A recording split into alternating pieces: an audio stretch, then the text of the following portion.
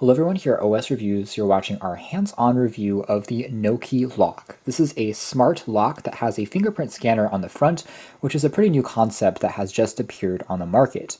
Now, this is not to be confused with Noki without the lock at the end of the name, because that's actually a different smart lock that uses Bluetooth to connect to the phone and then use your phone to unlock it.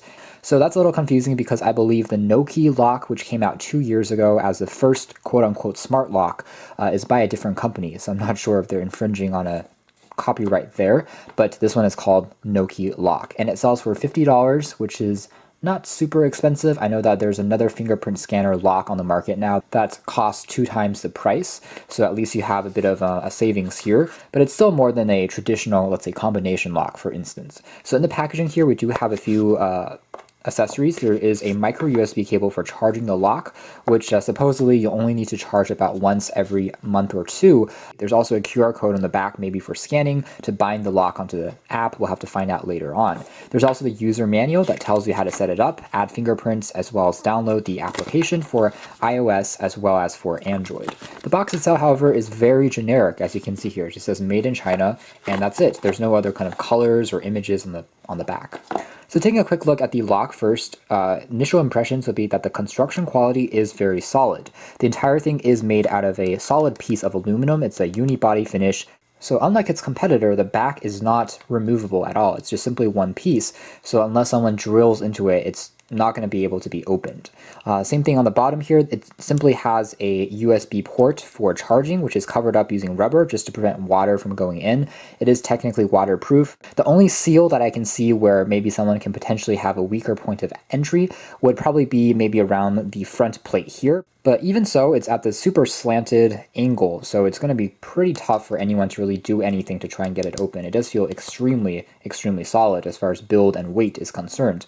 And perhaps the base here, I'm not too sure if that might be where, maybe the connectors or batteries located, but it seems like it would be kind of difficult to open up without specific tools as well. So let's take a closer look at the app next and to see how we can bind it. Here is the download called Noki lock. So we don't have anything at the moment, so let's add a lock. We're going to allow this to access Bluetooth, and it does tell us to scan the QR code. So I'm going to scan the one that we had inside the box here. There we go. And it's going to allow us to also enter a lock name. So for instance, this one is going to be called test, and let's confirm that.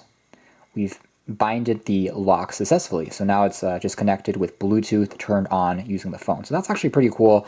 It connects so easily. So we can tap to unlock kind of manually. It's going to briefly connect and pair once again using Bluetooth. It turns off after a few seconds to conserve on its battery, but you can see that blue logo means it's connected and it's unlocked successfully.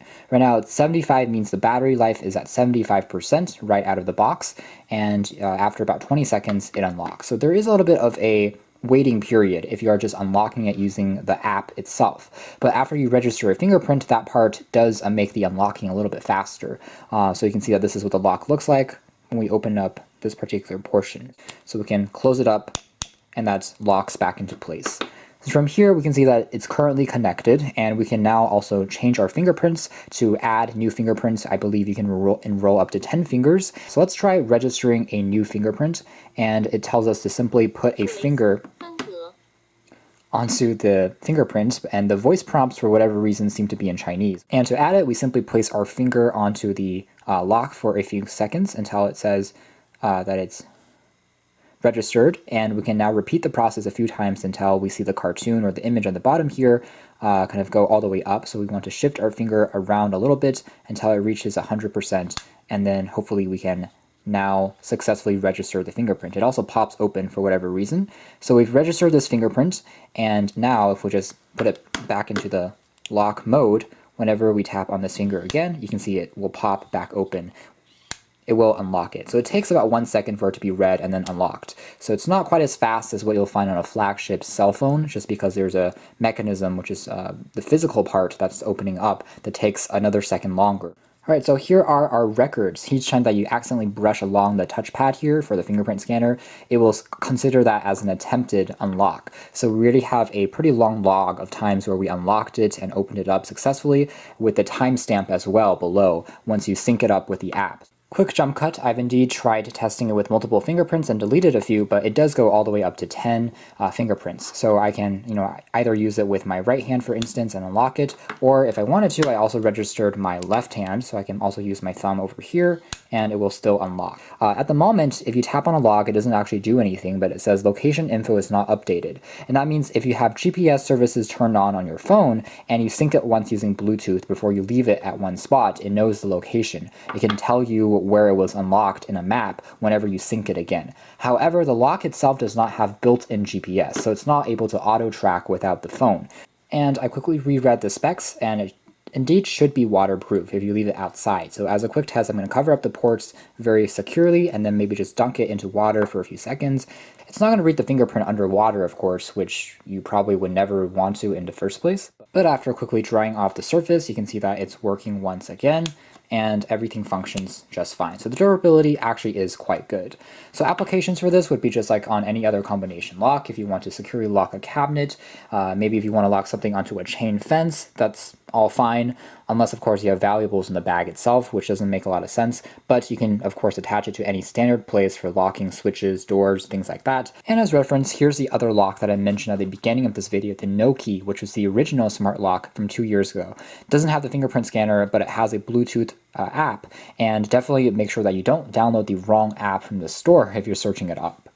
So that's pretty much it as far as the new Noki lock is concerned. Overall, I do think that this is a pretty attractively designed product that can be quite useful if you don't want to bring along something like a key, which can get lost, or compared to a combination lock, it should technically be more secure. You're only kind of out of luck if, let's say, the lock runs out of power, which kind of sucks, but I guess you can plug it into a power bank that you may have in your backpack and top it off in a few minutes. But in actual day-to-day use, having to charge it only about once every month or two is already pretty decent, I would say, for the benefits of giving you a slightly easier, foul-proof smart lock that is pretty well constructed and also offers a very low price point.